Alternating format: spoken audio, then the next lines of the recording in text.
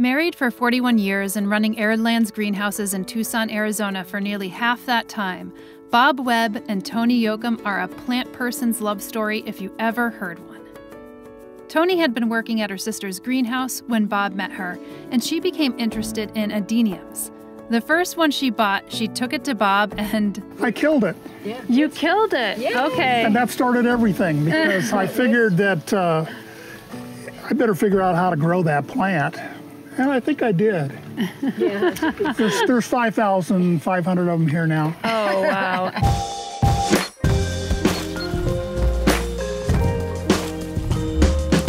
This is brought to you by my new podcast, Bad Seeds. For years, the Spiritus Sancti was one of San Diego's centerpieces. It hangs high above the ground, delicately suspended from the greenhouse's ceiling, far out of reach of passersby. At least, that's what they thought. One morning, in May 2020, a garden employee stepped into the greenhouse, peered up, and witnessed a blasphemy. He felt like that basket looked a little less full. Eventually got out a ladder and climbed up and saw that this plant had been kind of hacked off. It became clear what had happened. In the dead of night, somebody had broken into the garden, grabbed a pole saw, and hacked off pieces of the treasured plant. The reason they targeted the Spiritus? Money. That was probably the single highest value plant in the collection of the Botanic Garden in terms of what you could get for resale value. This plant could sell for between $10,000 and $15,000 on the open market. $15,000. Listen to Bad Seeds on the iHeartRadio app, Apple Podcasts, or wherever you get your podcasts. Oh, wow. And then are these all Adenium obesums? No. This is, there's 10 of the 11 species here. Well, the 11th is actually over in the stock area. We've just had a problem propagating it in recent years. Okay.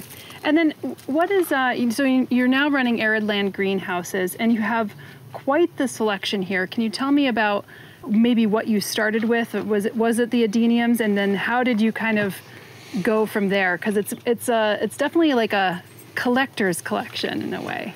Oh, it very definitely is. And Toni she'd forgotten that really the first succulent plant she ever got for me was Euphorbia grandicornis. Yeah. And that plant's still back there someplace. When we took this over, euphorbias were pretty much the main plant. Yeah. And we have a whole greenhouse over there with nothing but euphorbias. I asked Bob and Toni whether interest has picked up in the plants that they carry, particularly as houseplants have become popular over the past 7 to 8 years. I was really an aloe collector for a long time, and when I first went to Africa with Toni, it was after aloes. She was looking for euphorbias mostly, and we came back with a bunch of sansevierias in addition to all that. But in recent years, euphorbias have overtaken aloes as our most popular genera, and aloes maybe third to cacti, which I'm really quite surprised by that. And then where do your sansevieria fall? Because you have done a book on sansevieria as well, haven't you? I wrote a book on the genus Sansevieria, but we don't sell sansevierias in numbers. I think of that more as quality as opposed to quantity. I see. So we can't produce that many of them because they're generally fairly large plants. So it's not like adeniums where I got all those 2-inch pots over there. We don't have any sansevierias in 2-inch pots. And something about your nursery and that you showed me off camera, and hopefully we go there again as well, is that you're propagating a lot of your own material, correct? Yeah, we do about 95% of our own material. And is that primarily by seed or propagules, or how are you doing it? It's probably 3/4 by seed and 1/4 by cuttings. So the fact that you're kind of doing things by seed as well is really, in a way, showcasing a lot of genetic diversity between the things that you're actually propagating. Yeah, I think that, in fact, that's one of my pet things to talk about when I give lectures is the variability that one gets in all of these species. People don't quite understand that. They see pictures on the internet and they think, oh, it's supposed to look like this or that. And really, there's a range of which things look, and you have to be aware of that. After a brief introduction to their personal story, Bob took us around to see some of the copious plants in their greenhouses. So Haworthias are your plant of the moment then? Oh, they've been the plant of her life, pretty much. Is that so? Okay. But you started with an adenium that you wanted, and then now Haworthias. No, he started with the Oh, okay. See, the thing about Haworthias is that these are known as jewels of the veld being South Africa's bush, because they're just so special and so pretty, and there's a lot of them here as a result of our friendship with a fellow named Hedard Marks from South Africa. A lot of these plants originally came from his collections in South Africa. And here we are propagating them, and we've, continued to propagate them to this day. And Toni, what about them that really drew you to them as well? Well, you know what? I guess it's because there's a lot of them, and no two look alike. So even in the same species, they could Correct. have great variability. Oh, yes. Yeah. And then how many species do you have, and do you support hybrids? Do you tend to hybridize them, or are you kind of more of a species nursery? Yeah, more Just of a species about nursery. on every issue, we try to propagate pure species. There's a few things that we do some hybrids on, but really not in Haworthias. We do have some hybrids here, no question about it. And a lot of that seed is actually supplied by some of our friends that love to hybridize. We plant them and grow them. So is there a conservation bent to, what you do? Yeah, I think Let's go take a look right over here. Okay. I think there is. Well, okay, this one will work right here. Oh, yeah, This is Magnifica splendens. There might be 100 to 200 of these plants left in the wild. And fortunately, the place that we've been where these are has a fence around it now to kind of stop collection. There's another one, though, that we have, and I think, are those the Emilia Comptonianus there? Yeah.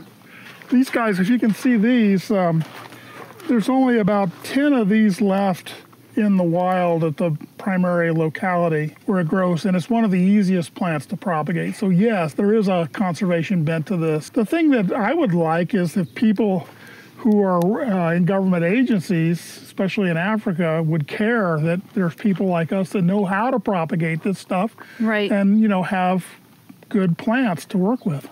Yeah, so, from the standpoint of actually maybe even reintroducing them to If it comes certain to that, yeah, we safe would have- areas. we It would be will able to come do to that at some point, maybe not in our lifetimes, but it will come to that. Right. Well, this is great because I think one of the other things too is that a lot of cacti and succulents happen to be also overpoached, and there's issues I think with that and Yeah, but I think that a lot of the blame on this for collectors is misplaced. I think the big issue, particularly in Africa, where a lot of our things come from, has to do with development and agriculture and just land management in general. It's not so much, I think that it's easy to blame collectors for the demise of things when really people are trying to eat, they're trying to grow food for their families. That takes a lot of land. And I have a hard time arguing with that one. yeah, there's a lot of social unrest and social issues that kind of come with it. And then there's also climate change that's going on with it too, and that's a big part of this. Yeah. Is that ultimately I think a lot of these plants are going to have some issues because they just can't move fast enough to respond to climate change. And do you find that, many of the plants, I'm sure you have some native species here as well, but do you find like the plants that you have gotten from, South Africa and everything, they grow monumentally well here within Arizona, within Tucson, within the climate patterns? Not in the wild, they don't. Okay. No, they can't take our heat. Yeah, Yeah. we don't have a lot of introduced. We're not responsible for invasive species around here. Let's put it that way. Generally, if there's going to be an escape, it's not going to last very long because of the freezing that goes outside of. And Right. the heat. Okay. So and lack of water. But in here, because of us learning how to take care of these plants, we're able to handle them without too much trouble at all. Yeah. And then this, I see you have some shade cloth up here too.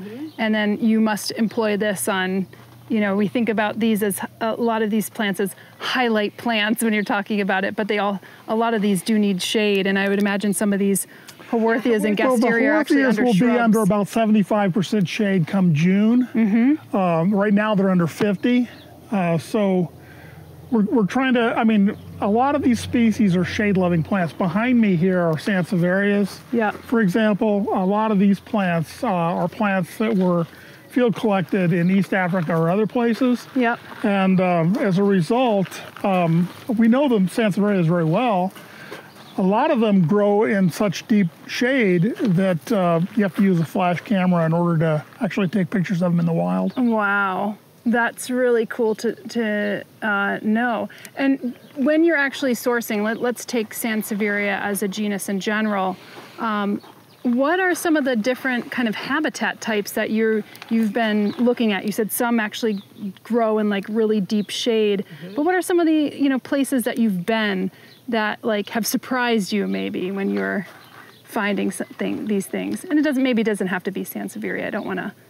No, I think the first thing I'd say is that with sansevierias, we've been able to get permits for collecting sansevierias, especially in East Africa, or I've been able to acquire them from people in South Africa that had permits to originally collect them. So we're very good about that kind of an issue. We don't go around poaching plants, for example. So we've been to a lot of the localities where these things grow. And I'd say that the one that's still probably the biggest one for us from a surprise point of view was Sansevieria batale. It's named after Wire Batala, a Tanzanian who I've worked with, known for over 15 years, and have traveled with him extensively. He introduced us to this species, which he found in central Tanzania, and in very, very deep shade. So it's one of those that you really needed to take either low shutter speed photos or just use a flash camera to catch them. And I can show you some. They're out in the back. I would love to actually see. Can we muscle back there and? Sure. Got a lot of flowers there. These are seeds. Oh, they're seeds. Nice. The bags are to stop the hummingbirds from getting excited. They'll about create hybrids. Pollinating. Yeah, they'll We like pollinate. to keep the species clean. Yeah. Clean, so It also collects the seed when you're done. right. That's very handy. Yeah. Yeah, so they don't blow all over the place. That's right. Yeah. By the way, are you going to do the Porphyrostaches? Do you have other ones flowering right I now? don't think so. Because this guy, He's ready to go. well, he's past ready to go actually. This is Sansevieria batale from the original type locality near Igoma, Tanzania, central Tanzania. So this is a fairly small plant. Thick, really thick-leaved. Yeah, and that's one of the diagnostic characters of it. So this is more of a typical height. I've seen them in the wild where they're taller than I am. So it's a dimorphic species in that it has initially juvenile leaves that tend to lay kind of flat on the ground and are not very long and relatively wide. Then it turns into this one with the really stiff channels. Yeah. Wow. And it gets wavy edges. Yeah, it has wavy edges. This is another one back here. And that's the expired inflorescence as well as down there. So is this kind of growing like under other foliage of sorts? It's really deep shade, really, Yeah. really deep shade. Although we found, much to our surprise, this is Weary and I wandering around in the bush in Tanzania. We found it up near Lake Victoria, the furthest north we've ever seen it, in full sun. And then we found it down near the Mozambique border, nearly in full sun. And then we found it in Malawi, which was really surprising. Yeah. So it turns out it's got a huge range compared to what anybody knew about it before we started working on it. And what is, Sansevieria is one of those plants that, propagates really easily. How do they spread in the wild? Do you have a sense of who's pollinating Well, it's either it? stolons or rhizomes. Yeah. It's usually vegetative propagation. Okay. There is, I actually for many, many years avoided planting seeds of Sansevierias because I knew that if you plant seeds, oftentimes they'll come up with juvenile leaves and they will not look normal for decades. Okay, especially Sansevieria batale, although I'm going to collect some seeds of this. I've got some seeds of this now. Yeah. Okay, but then I just said, what the heck, you know, let's just plant some seeds. So we've been growing a lot of seedling sansevierias in recent years. Yeah. Just for the heck of it. Very, very good. I mean, hey, you know, if you have the time and the patience for it, why not? You know, and the space. Space is always at a premium. I just dug these out of my home greenhouse. Oh, is This that is right? another species that I described, Sansevieria rugosifolia. Uri Batala found it originally, and it's rough on both sides. Oh, yeah, I Not did so feel rough that. on the inside, but you Yeah. can feel it on the back Yeah. really easily. So we tend to look at euphorbias, I think, in 4 different categories is what we treated on our website. First off, there's the spiny shrubs, and this would be one of those. What is that, rubra marginata? Kind of reddish spines on the thing, and it's just a shrub, thin stems and red spines. Okay, so we have those, and then we have what we call the medusoids, and this is one of those. Well, yeah, this is one right here. This will work. This will work better. This is an Hermeshetinae, Oh yeah, that's better. and you can see it's called a medusoid Yep. because of the many arms that come out of a central point on the head. Yep. And there's one of them is actually known as Caput medusae, also from South Africa. This is from South Africa. I've seen some really lovely specimens of these. It just looks so cool when they all have. This was one of my favorites. We saw this south of Grahamstown in South Africa. Big field of it in full flower. This beautiful yellow, kind of golden yellow cyathea on it. It's just wonderful. But there's lots and lots of medusoid euphorbia. Some of them relatively common, like Hermeshetinae is very easy for us to propagate. Other ones not so common, not so easy to propagate. And then how does it actually form? Like, how does the medusoid shape form from like a little seedling onwards? Like, how does it, what's like the stages? Well, it just comes up with a single stem, but it quickly branches. Okay. Very quickly, for many of them, it quickly branches. For instance, this is an undescribed species. We oftentimes call this guy Euphorbia aftortorama because it's from a place called Grayton and it's thought to be a different species altogether. So You can see it already is branching. Right. So it has an affinity towards that specific species, and it's similar to it. Right. And then what's the process? Do you work with any taxonomists in order to be able to name some of the species, the undescribed species that you find? Or We have not named euphorbias. We have named a number of sansevierias, but not euphorbias. We work with Susan Carter, who's I guess you'd call her the queen of euphorbias. Okay. She's nearly 90 now, and she lives in England. We still have to go visit her again. She's been in this greenhouse a couple of times. Nice. So those are 2 different types of euphorbia. What are the other 2? Well, over here are the Madagascar euphorbias.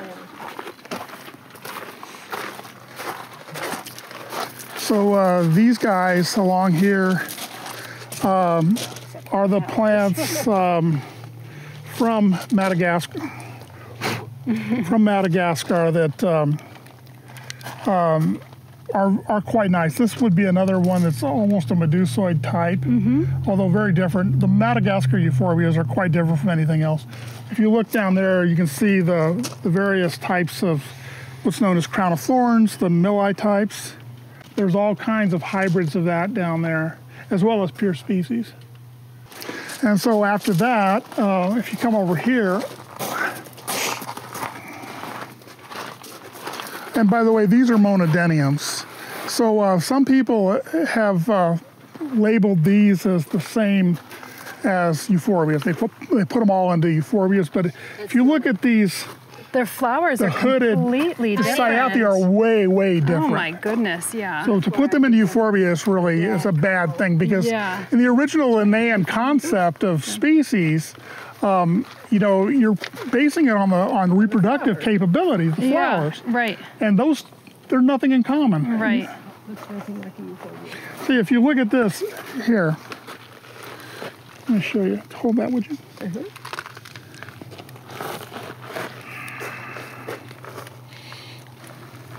You can see that hold on, this side is better. They're open. Yeah. So if you look at those, they're very, very different. Very different. In euphorbias, they're in threes usually. Yeah. The what is it? The females in the center and the males are on the sides. It depends. Yeah, they can there's all kinds of variability in it, but in this case, that's the female in the center, the males are on the sides. And then in this case, the flowers, the cyathea, are actually, I think, perfect. Yeah. That's so funny. So to put them into the same genus, but there's a lot of crazy things going on in plant taxonomy these days that I don't agree with. Yeah. Well, probably a lot of DNA analysis, like kind of Well, and that's changes things. That's a game that I've played, and there's no matter how you cut that one, it's still an opinion.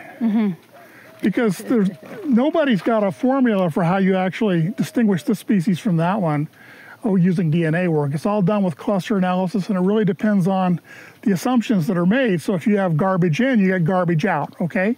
So we're trying to figure out ways of doing this based on the combination of characters and DNA that I think would get us to a better place in terms of plant taxonomy. But then our final group are the spineless euphorbias. So there's a lot of those. We have some rare ones. We have some very common ones here. Yeah, I recently was in a Fairchild, and Chad took me through some of the spiny and spineless euphorbia there. I'm sure maybe some have come from you as well. He buys a lot from us, yes. Yeah. But also the thing about Chad is that that nursery does a lot of work in the Caribbean, and there's a lot of spineless euphorbias in the Caribbean. So he's been able to get some things that are very interesting indeed. Do you find that euphorbia, maybe you haven't done this yet, but euphorbia from the Caribbean and euphorbia from, like, say these, are they able to interbreed? Do they have different chromosome numbers, or do we not know yet? No, you can easily cross them, I think, if you want. Okay. Euphorbias aren't as they don't hybridize as easily. They're not as as things promiscuous. As aloes. Yeah, well, you could call it, promiscuous is a different thing, because, see, that would be like aloes. Aloes will readily hybridize, okay? You can get euphorbias to hybridize. It's just more difficult, and the same is true with haworthias. Okay. It's very good to know.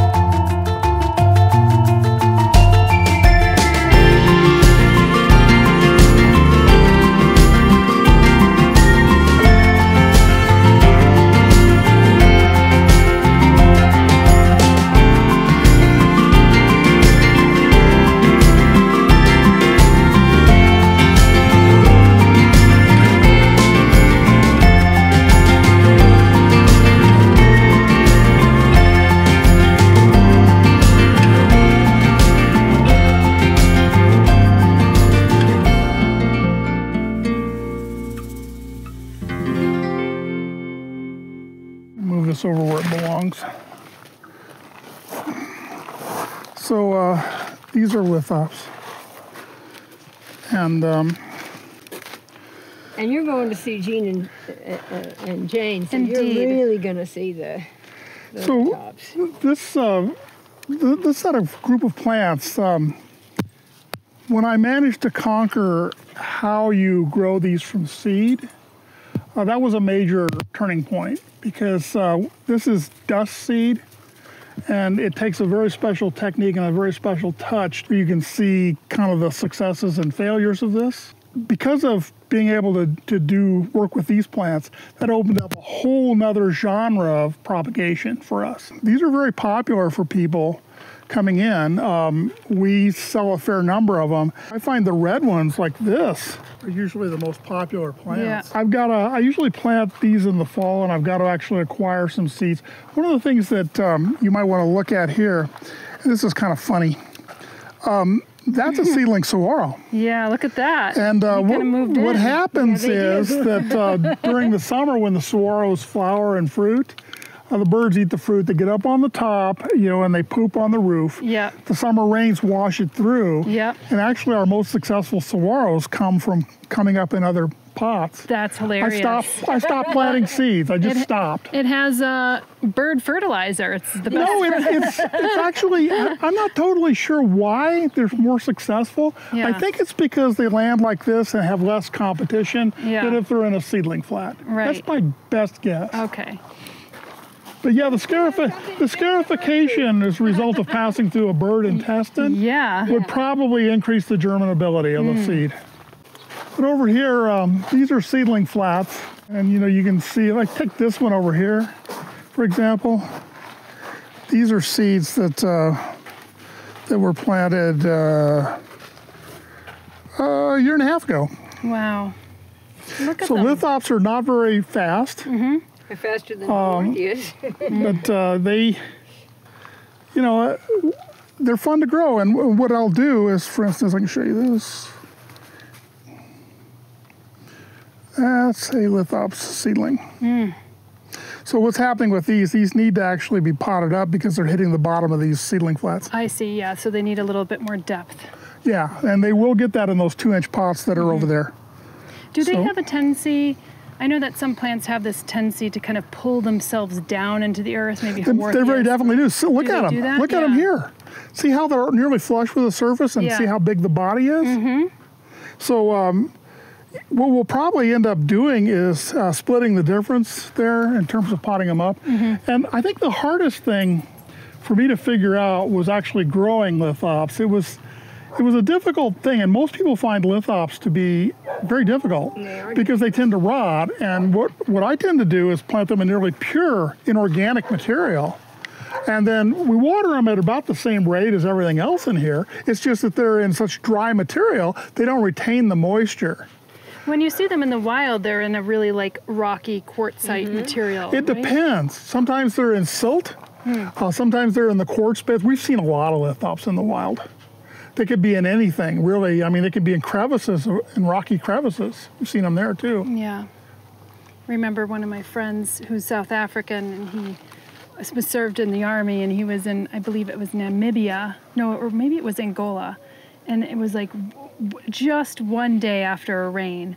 And he said what they thought were walking over stones. It would have been in Namibia. I don't think Angola's got any lithops. I think it was maybe Namibia. Yeah, it'd be south central Namibia. Yeah, and they just were in all bloom that one day, and he said it was just such a wonderful experience. Yeah, they take advantage of the rain. Yeah, they do. See, these are another one. The lithops led to this these are challenge. Funky. These are tylicodons, another dust seed, and it's because of being able to handle those that I became able to handle the tylicodons. Are they dust seeds kind of like begonia dust, or like even dustier than that? I don't know what begonias have, so I couldn't tell you that, but it's so fine, it's literally dust. Yeah. And as a result, you have to use some special techniques, and it took me a while to figure out the exact way of doing it. And the problem with dust seed more than anything else now is getting viable seed. Right. Because my seedling, I had failures this last year, but that's because the the seed wasn't good. Yeah, we probably harvested it too soon. But all of these Tylocodes, these are all the same kind of dust seed. These guys, these Dudleas, for example, this will produce dust seed as well.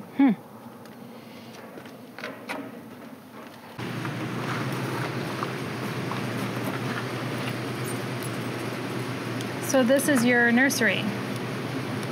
Yes. This is the seedling house, seedling cuttings house.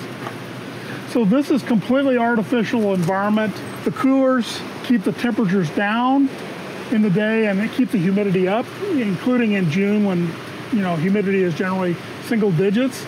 We'll be in the 20 to 40% humidity range in here. It's automatic watering. This goes off once a day. So there's a lot of water in here. As a result, sometimes you'll actually see moss. And I have problems with slugs in here, for example. Oh, wow. Because it's just so humid. Yeah. But this is how we grow seeds. It's like a lot of people, if you talk to a lot of small-scale growers, they'll do things like grow seeds in Ziploc bags, for example. You know, with a small pot full of seeds in a Ziploc bag, making a little terrarium, if you will. Well, think of this as one big terrarium. With a bit more airflow. A lot more airflow, because with the airflow in here, it keeps down the fungal infestation. Right. I've had to teach people about how to get good air movement in order to stop fungal outbreaks, especially in the winter in Southern California. Especially in a wet winter like this one. But there's all kinds of stuff in here. Right now, we're just starting the spring planting season. Some things are coming up. I'll show you some of the things that excite me. Yeah, this is one of them right here. This is from last fall, actually. That's a Denia. It has two names. One of them is an unpronounceable Malagasy name, and the other one is stylosa, Denia stylosa. A very popular, very unusual plant that we've been able to get. We're getting our own seeds of this now. I used to have to buy these seeds. Now we're actually producing our own. What else is over here right now? Well, if you look over there against that far wall, all those pots, those are Boswellia sacris for the most part. Very much in demand. We sell out of them, including this year we've been selling out of Boswellia sacris. But now we've got a seed source that's giving us hundreds to 1,000 seedlings a year of this plant. So this is, in case people don't know what Boswellia is, think frankincense, think we three kings. Right. And that's exactly why I don't sell these at Christmas time. Because usually most people who think of them in that terms, they kill them. They don't know how to grow them. Or they're thinking that they might actually get the essential oil. Yeah, well, that's not going to happen because we've seen them in Oman where they grow, and they have to be in ancient plants in hyper-arid environments before you get the kinds of things that would lead to frankincense. You still get the aroma, there's no question about that. But getting the actual rosin, nope, not going to happen. But over in here is what I've been most excited about. My employees have been watching this flat in particular. These are Cyphostemma uders. And there was one of them last week, this guy last week, but now there's 4 of them. And they'll just keep coming up. A really rare plant. This is another rare plant. This is last year's crop of Cyphostemma mapias. I'm growing these on a little bit. Beautiful color leaf. Yeah, there's a story behind it. Red. There was a tortoise, the largest land tortoise in the world, now extinct, was on Mauritius, where this is native. And that tortoise would avoid the color purple.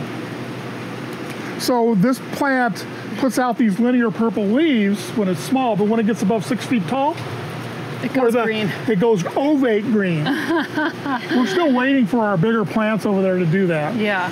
But they haven't yet. But this is Cyphostemma curare. I'm growing some bigger ones right now because the market on these things, they would buy every single little seedling. Like, I could sell that right now. Let's just put it that way. but I'm not going to. I'm going to let them grow. And what makes them so hot right now on the market? Rare, cool plants. This is from Namibia. I think it only grows in Namibia. And, you know, it's just not that common. You just don't see them very often. That Hoya right there. It's a wait. Hoya, Did you see this, Toni? Euphorbia balsamifera. Look at that. He was talking about a Hoya. I know, but look at it. Then the other one over there was flowering just a little bit ago. What happened to those Adenensis? Did you get those in here? I don't believe so. I got big ones, you know. Yeah, like this. Yeah, right there. Actually, looks like it's forming seed on it. It is. Oh, it's Cyathea. Well, right here. Is that not a seed? Right? That's a seed right there. All right. Maybe we're back in business on the. See, so these plants, the balsamifera is from the Canary Islands, and this one is all the way across into Oman and Yemen, where we've seen it before in the wild, in Yemen. So it's an interesting species with two subspecies that are quite geographically separate. This is so cool. These are cute. Look at these melodic schools. Have you been watching that? Yeah. There's more. Do you see the more coming up over here? Mm-hmm. That is so cool. These are cute. This is the species we've never had before. This is another Boswellia. Only this one's from West Africa. And I got nearly 100% germination, and I was shocked. See, these are frankincense right here, these guys. They're slowly coming up. Those are little Boswellia sacra seedlings. And then you're talking As about are most of these guys. Argentinian.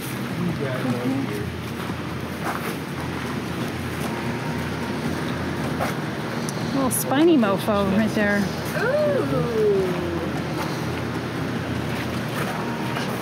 Those are doing really well, aren't they? That reminds me a bit of Aprentia molesta. Wow, they're doing great. Look at that.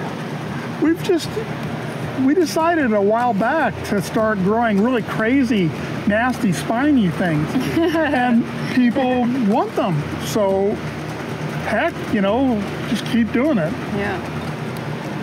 Well, this is great. I love the diversity that you have. If you have personal favorites from Arid Lands, let us know in the comments below. And if you dig these videos, we'd love your support. You could hit like, subscribe, the notifications button, tip, or even become one of our illustrious sustaining members. Additionally, we have a suite of online houseplant courses, including the Houseplant Masterclass, which you can find on homesteadbrooklyn.com or houseplantmasterclass.com. 1% of our Google AdSense proceeds are given back to plant conservation initiatives, so your support of Plant One On Me goes back to the plants we all love. We'll see you in the next video.